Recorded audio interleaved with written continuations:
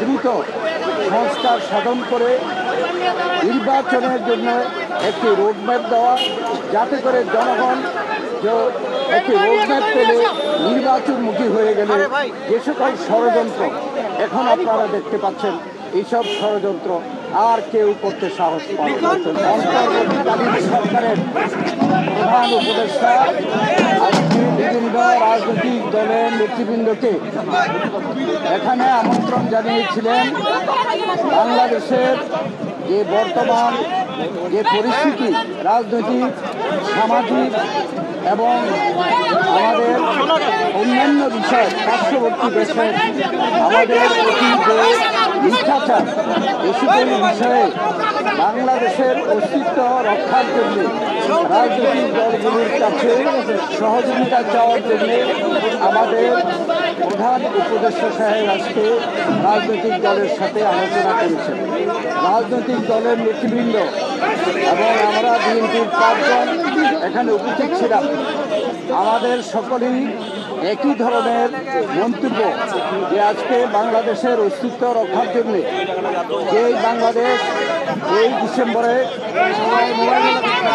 আমরা বিজয় লাভ করেছি, লাখো শহীদের রক্তের বিনিময়ে স্বাধীনতা সার্বভৌমত্বের জন্য, গণতন্ত্রের জন্য, অর্থনৈতিক মুক্তির জন্য এবং দেশের শান্তি শৃঙ্খলার জন্য আজকের এই বিজয় দিনে, বিজয় মাসে আমাদের সকলের এক প্রত্যয় যে বাংলাদেশে বর্তমানে যে সরকার রয়েছে, এই সরকার অন্তর্বর্তীকালীন সরকার, এই সরকার দেশেও যে ছাত্র জনতার গণ অভ্যুত্থানের মাধ্যমে প্রতিষ্ঠিত হয়েছে, তাদের দায়িত্ব যে এই দেশে স্বাধীনতা সার্বভৌমত্ব রক্ষা করা, গণতন্ত্র প্রতিষ্ঠা করা এবং আমাদের দেশের বিরুদ্ধে যে গত পতিত সরকার আজকে বিদেশি যে ষড়যন্ত্র করছে এবং বিদেশের যে সকল দেশ সেই পতিত সরকারের, ফ্যাসিস্ট সরকারের সহযোগিতা করছে, তাদের বিরুদ্ধে সকলে কিন্তু ঐক্যমত প্রকাশ করে ধর্মকে ব্যবহার করে যে একটা বিভেদ সৃষ্টি হচ্ছে এবং এই যে ষড়যন্ত্র হচ্ছে, এটা বাংলাদেশের জনগণের মধ্যে বিভেদ সৃষ্টি করার জন্য অপচেষ্টা হচ্ছে। অতএব আমরা সরকারের সাথে ঐক্যমত প্রকাশ করেছি যে আমরা সকলে জনগণ এমনিভাবে জুলাই আগস্টে ছাত্র জনতার গণ অভ্যুত্থানের মাধ্যমে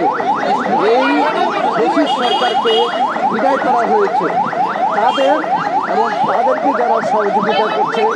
তাদের ষড়যন্ত্রকে সেইভাবেই এদেশের ছাত্র জনতা সকলে মিলে এই ষড়যন্ত্রকে আমরা সকলে মোকাবেলা করি। এই প্রত্যাশা আমরা সকলে ব্যক্ত করছি এবং মাননীয় প্রধান উপদেষ্টা বলেছেন জাতীয় ঐক্য সৃষ্টি করার জন্য তিনি যথাযথ পদক্ষেপ গ্রহণ করবেন। আজকে রাজনৈতিক দলগুলি যারা আমরা উপস্থিত ছিলাম, তারা সকলেই জাতীয় একটি ঐক্য প্রতিষ্ঠার জন্য আমরা একমত হই। আমরা নির্বাচন সম্পর্কেও বলেছি যে এই সরকার ওয়াদাবদ্ধ যে জনগণের অধিকারকে ফিরিয়ে দেওয়ার, তাই আমরা বলেছি যে অতি দ্রুত সংস্কার সাধন করে নির্বাচনের জন্য একটি রোডম্যাপ দেওয়া, যাতে করে জনগণ একটি রোডম্যাপ পেলে নির্বাচনমুখী হয়ে গেলে যে সকল ষড়যন্ত্র এখন আপনারা দেখতে পাচ্ছেন, এইসব ষড়যন্ত্র আর কেউ করতে সাহস পায় না।